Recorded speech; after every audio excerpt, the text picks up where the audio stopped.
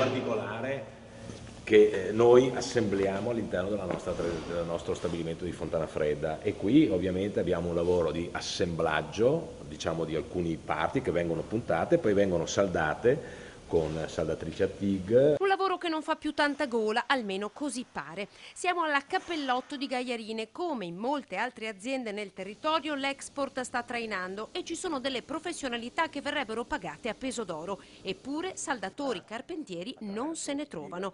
Qui, dove la carpenteria viene lavorata attraverso la piegatura, il taglio e la saldatura, in sostanza servono buone mani, ma anche una professionalità specifica. Le figure in questo momento che ci mancano di più sono saldatori, carpentieri, meccanici competenti per fare il test e il training anche in tutte queste parti del mondo. Questa era la terra dei grandi immobilifici, un settore ormai divorato dalla crisi. Le scuole professionali c'erano a Vazzola e Codogné, ma hanno chiuso.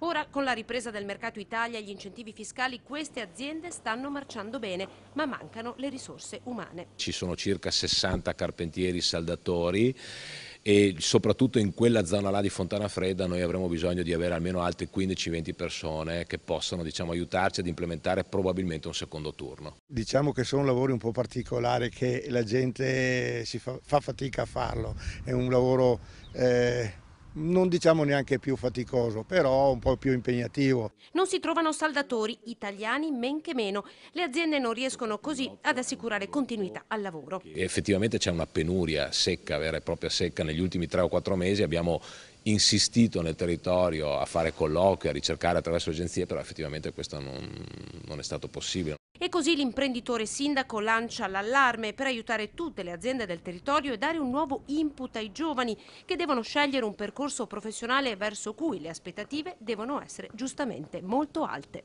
Non tutti dobbiamo andare a fare i professori, i dottori o chi ne ha più ne metta. Io penso che oggi, e lo penso e sono sicuro, che un buon saldatore prende più di un buon ragioniere su un'azienda.